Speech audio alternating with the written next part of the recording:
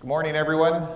And as I have done in past versions of this play, I thought I would begin by providing a synopsis of where we are today. By the way, I am alive to the fact that some of you are on even stricter deadlines than has been the case previously, and we'll try to take that into account. In any event, to the business at hand, what I am trying to update you on here with this graphic is to remind you that back in June, in the budget update, we indicated that we were forecasting a budgetary surplus of $153 million. In the quarter one forecast, that came down, and in the second quarter, it actually went up to 165. What follows in between is a description of some of the changes that have occurred since that time.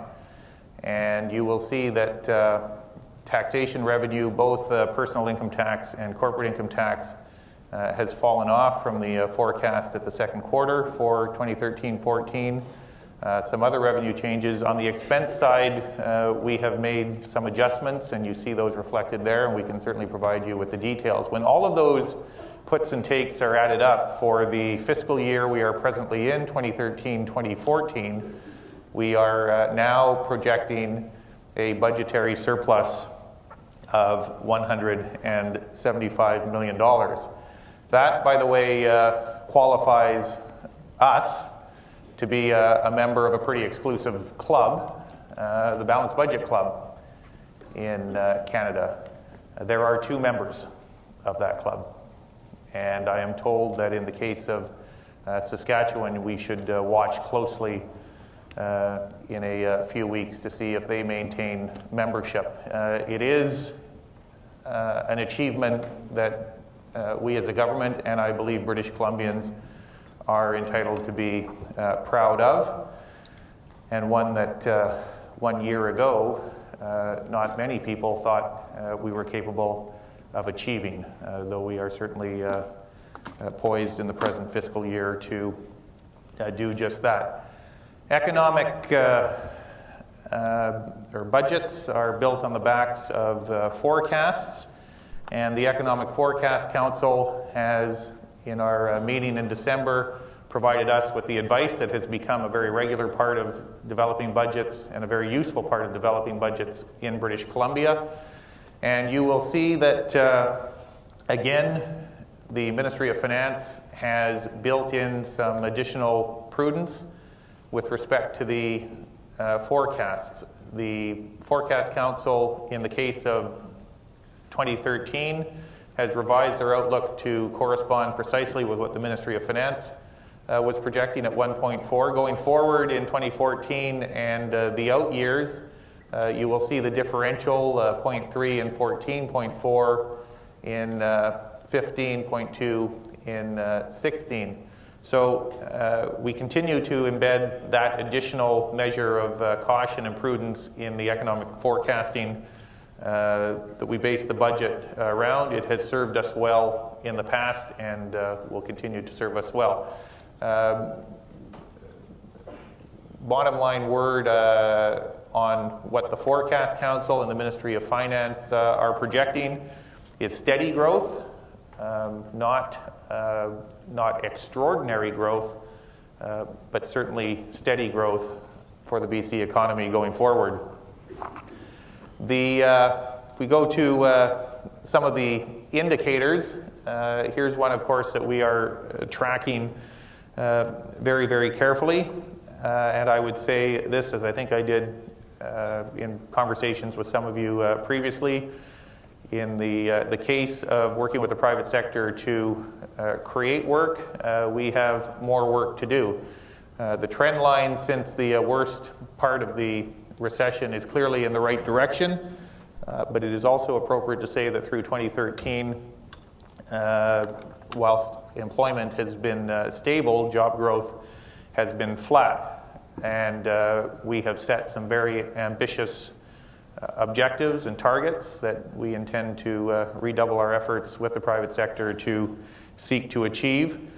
On the positive front, our unemployment continues to trend well below the national average, 6.6% in 2013, and will remain, according to our forecasts and those of the Economic Forecast Council, well below the national average going forward. In parts of British Columbia, where there has historically been chronically high unemployment, there are historically low levels. The challenge for us and the objective we have set for ourselves is to create that same dynamic right across British Columbia.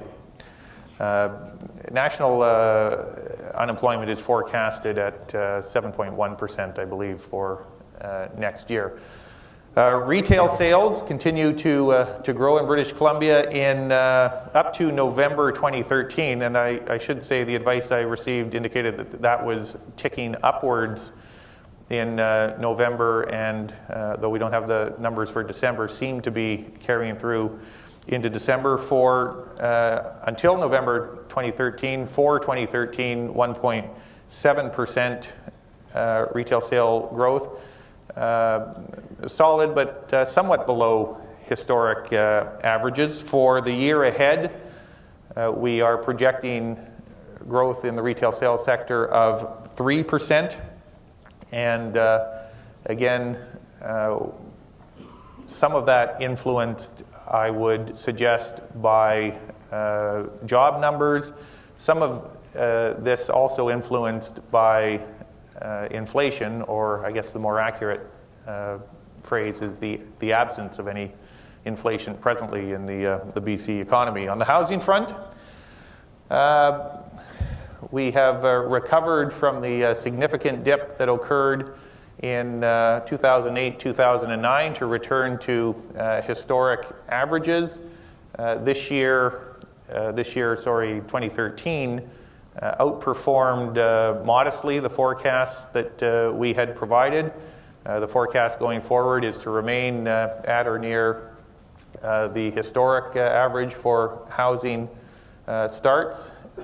We do not anticipate in the life of the fiscal plan and are not budgeting on the basis of a return to the historic highs that predated events in September 2008. On the export side, and insofar as we are describing an economy in British Columbia that continues to grow, this is very, very important. In large measure, the growth in the BC economy is being powered by the strength of our exports and our trade.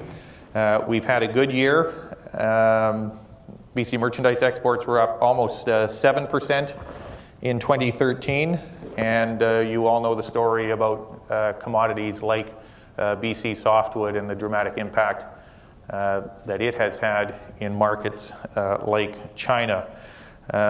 We see and are planning around a rebound in the U.S. housing market that is already beginning to be felt, and so we are continuing to project positive numbers for the export of British Columbia goods and the impact that will have on the economy.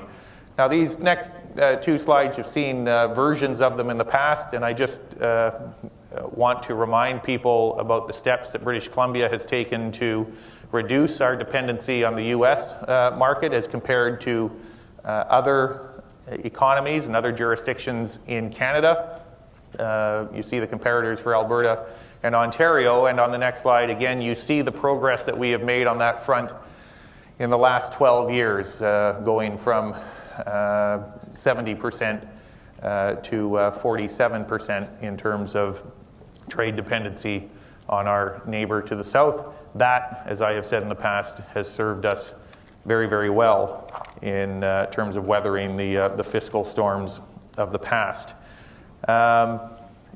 We talk about risks to the forecasts and how that may play out and impact going forward. I believe I used this term last year, and I will use it again for reasons that become apparent when you study the fiscal plan and the budget documents.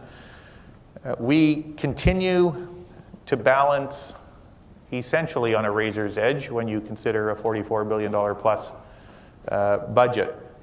And there are a number of external factors that can have an impact. To put that into some kind of perspective, I was speaking with the Deputy and some of the Treasury and Finance Ministry staff. You would think that being 99% correct in your forecasting would be an A plus and a plausible or worthy objective. 99% isn't good enough. If we're only 99% correct, we don't get the balance. Got to be 99.5% correct. So that's an indication of the degree to which we have to monitor, watch, and officials are vigilant about tracking the changes that will inevitably take place during the course of the year. In addition to the prudence that you saw me refer to in terms of the forecasting levels, the budget contains two additional elements of prudence, one being a forecast allowance and the second being a contingencies vote. And this is what I call the bottom line slide, which you have also in your materials. You heard me refer a moment ago to the fiscal year that is ending, and for the next fiscal year projecting a surplus of $184 million, for 15-16, $206 million, and in 16-17 a something more of a cushion, $451 million. I draw your attention to two things. First of all, the forecast allowance that exists at I think historic or traditional levels, but the contingencies for the 3 years of the fiscal plan, which are slightly above, and in the case of the third year, maybe more than just slightly above the levels that people have become accustomed to of late. That, amongst other things, is designed to provide us with the fiscal wherewithal to contend with the negotiations and public sector contract settlements that are in the process of being negotiated.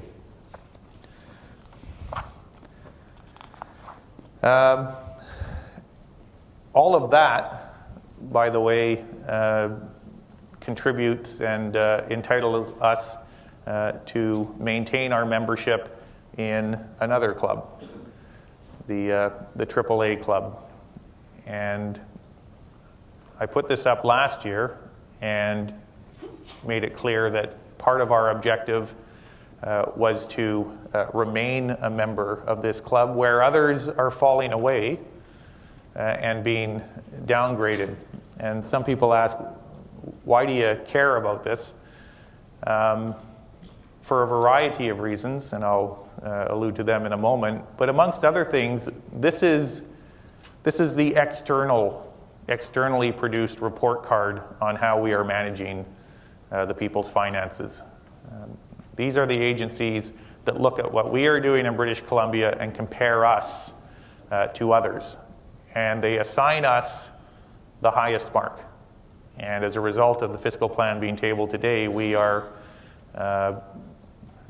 optimistic that we will maintain our membership. Now, if you look at where we stand vis-a-vis other provinces, again, you'll see that the membership in the AAA club is pretty exclusive. And to put into perspective, I talked about the comfort we derive from the external validation, but it visits upon us in far more tangible ways than just that.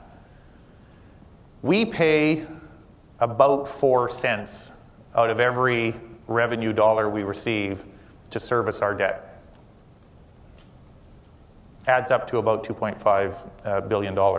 That's not available for programming expenditures that we spend on servicing our debt. If we had Ontario's debt servicing obligations and debt servicing costs, debt servicing obligations, which, by the way, exists at 9 cents for every revenue dollar, we would be paying $2.2 billion more than the $2.5 billion we already spend. $2.2 billion that would not be available for programming in healthcare and education, in the social services. So it's more than just bragging rights. It makes a significant difference in terms of available funds. Resisting the temptation to spend at unsustainable levels is the key to keeping your debt to GDP ratio in check and ultimately reducing our debt and our debt to GDP ratio. So to remind people, we were in the lead-in to the recession. You'll see this a bit later, much lower than this. Our debt to GDP ratio has come up. It will cap out in the fiscal year 2014-15 at 18.5%. It will go down thereafter moderately, but it will go down, and by 16-17 we project our debt to GDP ratio to be at 17.8%. So today, Ontario is the debt to GDP ratio that is twice as high as ours. Quebec 3 times as high, and I think Quebec is tabling a budget tomorrow, if I'm not mistaken. Comparatively speaking, we are doing very well. We want to do better, and we are going to bring our debt to GDP ratio down even further. So how do we do that? It's a combination of things. Obviously, on the expenditure side, being smart about how we borrow money to service our existing debt is a big part of it. And to that extent, you will know that we have begun to diversify into global markets. I think you're aware that we were the first Western government, the first AAA governmental agency to issue a bond into the renminbi dim sum market. That, in addition to being wildly oversubscribed and netting us a significant $428 million, and in addition to that, made quite a splash in those markets, in those money markets, and I think that will serve us well in terms of attracting some of the financial related business to North America and British Columbia that is beginning to evolve.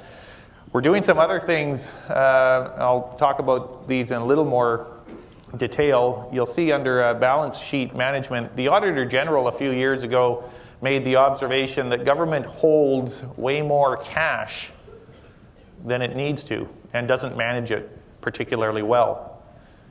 And if it did manage it better, would significantly reduce its borrowing needs. We're addressing that on the strength of the Auditor General's recommendation. We are also, in the case of cash and investment management, in the 1990s and the 2000s, the taxpayers advanced to Columbia Power Corporation upwards of $500 million. I would say that that was a wise investment and has proven to be a wise investment. The corporation is a viable going concern now and derives a regular income stream. The corporation is going to repay a portion of that, $280 million. That'll leave them in a very positive debt equity circumstance, and we think it's appropriate that the taxpayers now, given their healthy fiscal circumstances, that the taxpayers derive something of a return on the funds that were advanced to the corporation through the 90s and early part of the 2000s. So those are some of the mechanisms. I'll just talk a little more about the excess cash situation. So this really is relevant for what we call the such sector, school boards, universities, colleges, and health authorities who hold this money. No one is taking anyone's money. What we are saying is, let's work and identify what excess cash you have access to your operational needs. Let's be smart about depositing it with the Treasury. It remains the money of the authority, the money of the school board. But when projects come along that are jointly identified as priorities, instead of rushing out to borrow money, let's tap into those to that excess cash and reduce our borrowing needs. The Auditor General thinks it's a good idea. We think it's a good idea, and we're engaged in those conversations now with members of the such sector. So all of that translates into the graph you see here. The graph you see here. Which tracks our debt to GDP ratio over the past number of years. Again, we look back longingly to those days prior to the recession, but we're back moving in the right direction in our view by capping out as we projected to, and now bringing our debt to GDP ratio down. It does, by the way, require discipline. I will say this, you tackle debt in stages. If you want to begin to reduce your debt, the first thing you have to do on an operational basis is stop spending more than you're receiving. If you're still borrowing money to pay for the groceries, you're not going to be able to get to your debt. We've done that now. We've achieved that first stage. And one of my colleagues, another finance minister elsewhere in Canada, I suppose, looking at a budgetary statement that was dramatically different than ours and asked, how did you do it? How do you do it? And I pulled this out. I mean, it really is, as complex as it is, it's the tale of two lines. As long as you keep your revenue line above your expenditure line, you're going to balance your budget, and you're going to have some additional monies to begin to tackle your debt.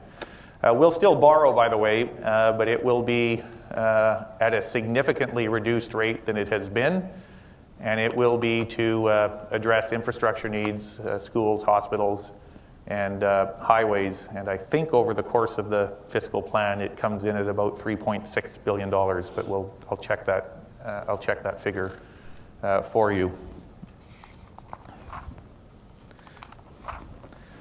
So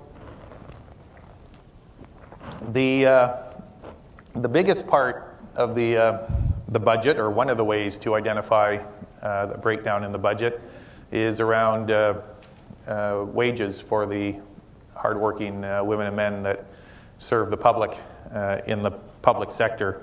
There are 386,000 such individuals who work very hard.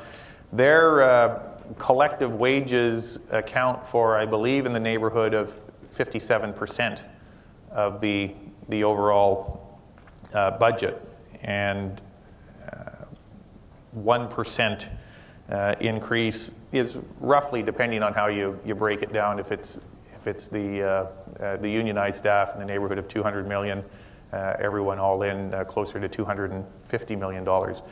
You will know that we are in negotiations. Happily, there have been some significant settlements thus far, and at rates that are, we believe, affordable, fair to the employees, but also affordable from the perspective of the taxpayers that finance them, and also include the added dimension of the growth dividend in the event that we can outperform what the Economic Forecast Council projects for growth.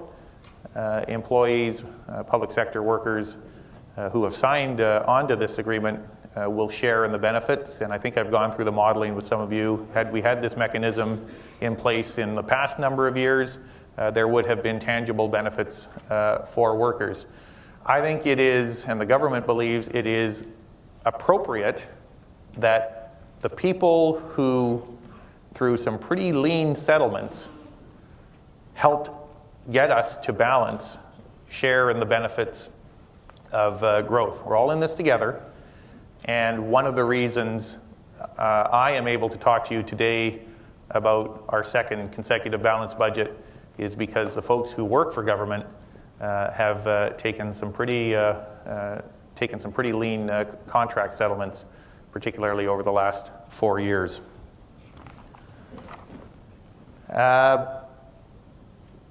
On the tax front, I'll go through, I'll preface my remarks to the extent that you've had material and poured through it. Not a huge amount of news on changes to tax. We are maintaining, we've gotten to balance without compromising on our low income tax policies. Those remain in place, and you can see how we compare nationally on that front. And we're not proposing in this budget to alter that. We think that is an advantage that British Columbians enjoy, and one that we want to maintain for them. On the following from that, economic growth and spending discipline mean we have some modest additional dollars, and I do emphasize modest, some modest additional dollars to help families. And we are in a position to move ahead with the BC Training and Education Savings Grant. So before the fiscal year is over, those $1,200 checks per child will begin to make their way to RESPs. I should tell you this, I am advised that since announcing this a year ago, the registration rate for RESPs in British Columbia has risen 10%. We estimate there are 40,000 families that qualify for this program. It would be a shame for any of them not to take advantage. So we hope the word will get out. For families with 2 kids, $2,400. It's, when you consider the initial investment from the provincial government, federal contributions that families will be eligible for, and even a modest $10 a month investment on the part of the family, by the time that child reaches the age of 17, there is a $4,000 or $5,000 pot of money available to offset education, skills training needs for that child. It's the power of savings, and we hope that as this program now gets going and we dedicate the monies for it, that people will take advantage. The BC Early Childhood Tax Benefit, $55 a month, $650 in the year. Again, we wanted to start earlier. We're not in a position to do so, but the legislation will be introduced this afternoon to create the mechanism and have it in place for April the 1st, and the funds will start flowing at that point. And with respect to the property transfer tax, the argument is made with in my view, certain amount of validity that the tax and the thresholds were set at a time when property values were very different, and I don't think anyone can argue that. What I am obliged to balance is our ability and the affordability of making changes. Where we have tried to begin the process of addressing that changed reality is in the case of new home ownership. And we're going to adjust upwards the threshold for new first-time home buyers so that it covers more purchasers. We estimate that somewhere in the neighborhood of 1,700 families, individuals, will have access, will be able to purchase a home and be excused or not have to pay the property transfer tax. That'll save them about $7,500. And believe that that is a reasonable and affordable start with respect to adjustments to the property transfer tax.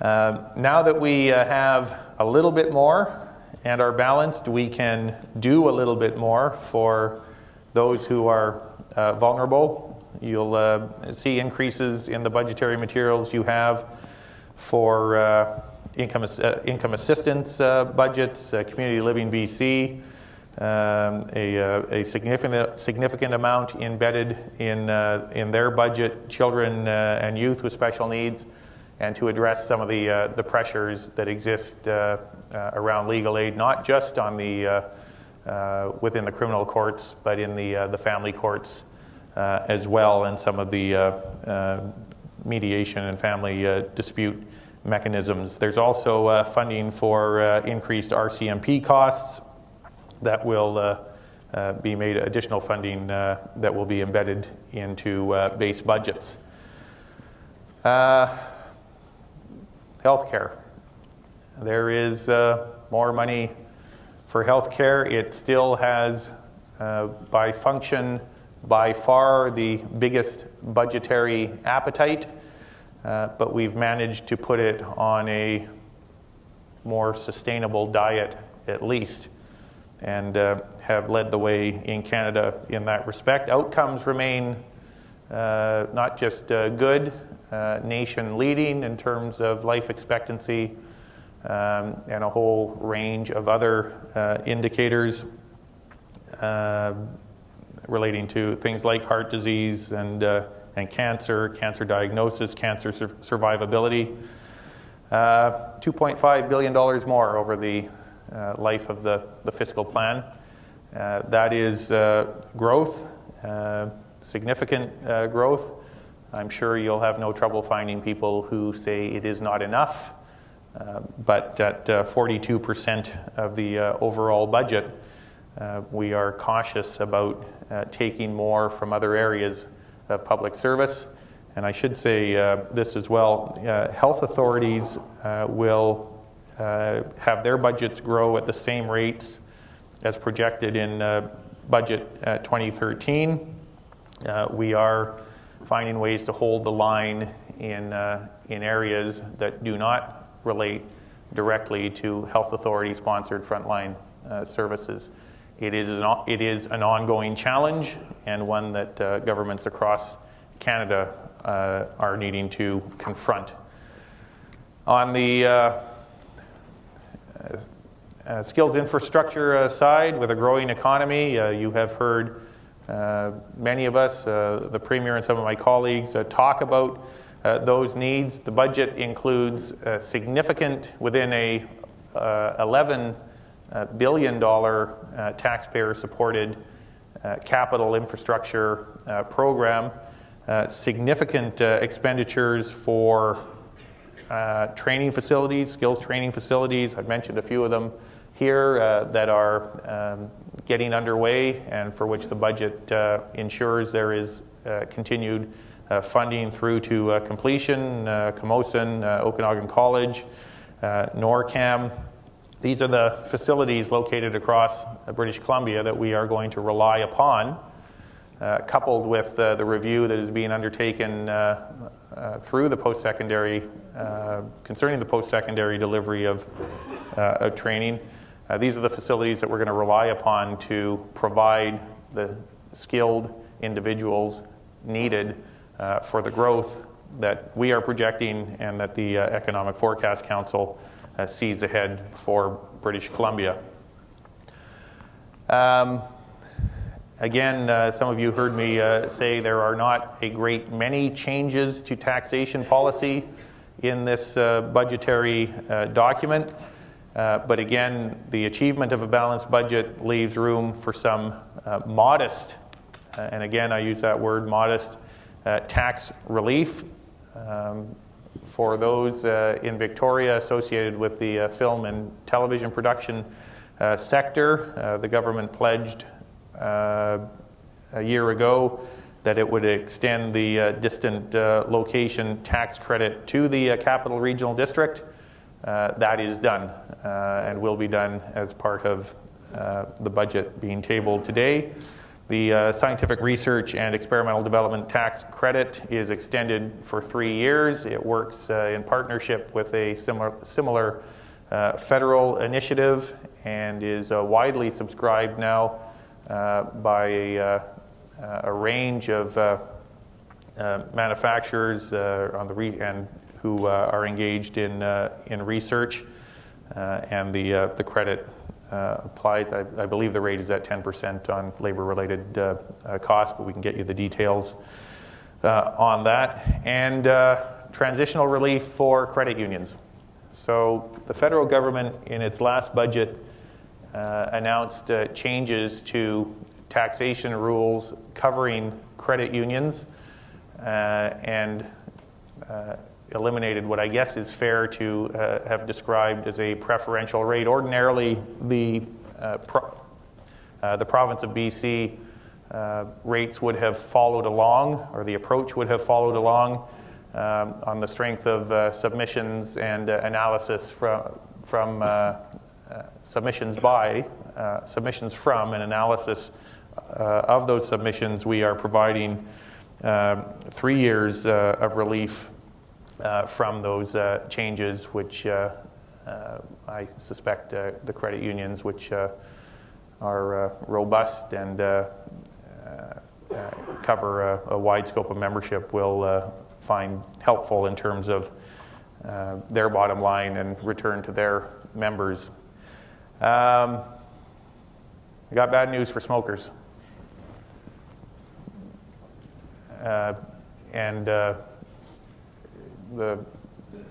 Mr. Flaherty decided on a pack of cigarettes that the price was going to go up 40 cents. We're adding 32 cents to that.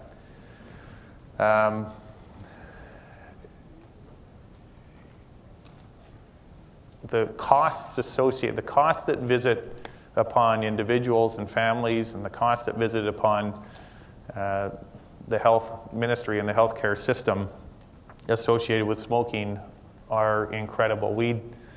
This is a stream of revenue we'd like to see disappear.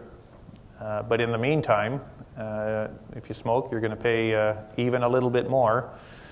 We are going to take a significant portion of that revenue, and very deliberately enter into a partnership with the Canadian Cancer Society and other research agencies to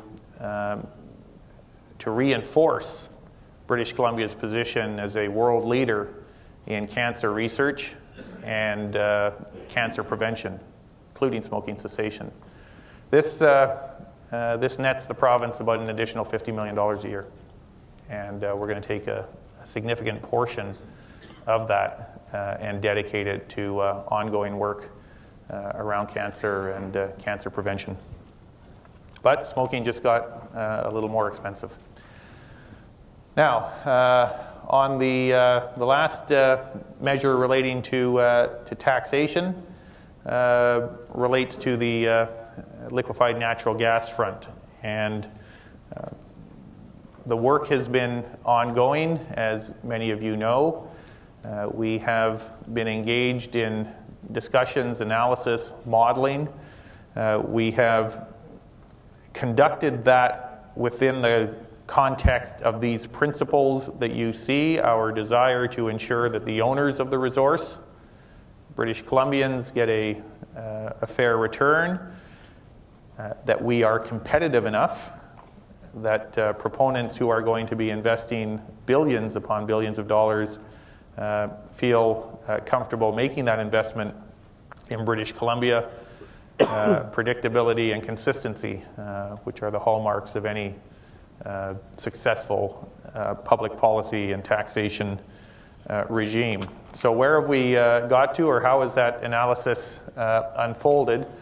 Well, roughly speaking, there were three options. And I'll say this for the purpose of this conversation. I am now talking about one component of a very complex equation. The taxation element to this is but one dimension to a broader cost structure analysis that proponents are undertaking and that government is undertaking. So with respect to that taxation dimension, you have the option of going to what they call the upstream, where the gas is extracted from the ground, and seeking to address the arbitrage or the value-added component to this at the wellhead through the royalty program. The caution there, of course, is that if your royalties are out of sync with adjoining jurisdictions, operators will find their gas elsewhere and leave it in the ground. So you've got to be competitive there. Another option exists when the converted gas, the liquefied natural gas, leaves the country and is exported to other jurisdictions in the guise of an export tax. There are Canadian constitutional limitations on the ability of a province to levy an export tax, and there are international trade agreement limitations that restrict one's ability to extract taxation revenue on that basis. So that took us to the LNG facilities themselves, the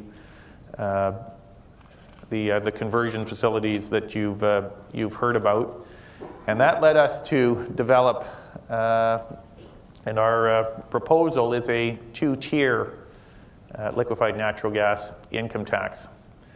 So the first tier, which we are contemplating at a level of up to 1.5%, would apply following the commencement of production, but prior to the operator, the tax-paying agency, having recouped their capital investment. During that period of time, that initial Tier 1 rate would apply.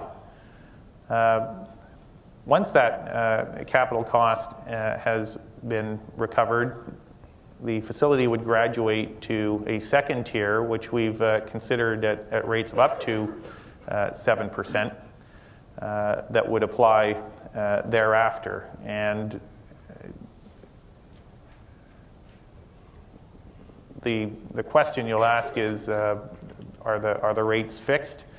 They aren't fixed until we table the legislation, which I've indicated we intend to do in the fall. We are continuing to model on the basis of changes to market conditions, to economic circumstances, and we are candidly continuing to consult with proponents. There are a myriad of other issues relating to the calculation of the tax that include everything from the definition of what is included in an LNG facility to things relating to things like augmentation, transfer pricing, which gets very complicated in terms of agencies selling product to external customers or to themselves. All very complex and all part of the discussion, and all will need to be dealt with in the legislation that we intend to table this fall. So that, however, is the construct of how we propose to extract for British Columbians a fair share of the value added, the arbitrage, if you will, that results from the conversion and export of our natural gas to other markets in the world. The other piece of that equation, of course, relates to ensuring that we are competitive. And we have, officials have engaged, as I said earlier, in extensive modeling and analysis. The work is not complete. A study by Ernst & Young has been commissioned that I think you now have access to, and if not, I'll ensure that you do.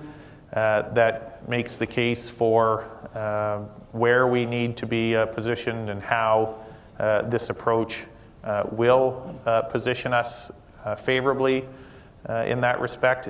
The last thing I will tell you is, if you are looking through the pages of the budgetary documentation for where we have booked revenue from the LNG income tax, you will search in vain, because this is a revenue stream that begins once the facility has been constructed and once the product begins to flow, and we don't see that happening within the lifespan of this 3-year fiscal plan. So none of the forecasts, none of the budgetary elements that I've described previously are dependent upon the flow of LNG revenue, LNG income tax revenue to government, though this afternoon I will point out in the Assembly that other dimensions to this preparatory work, construction work, and the employment associated with it will certainly visit in a positive way upon economic circumstances in British Columbia.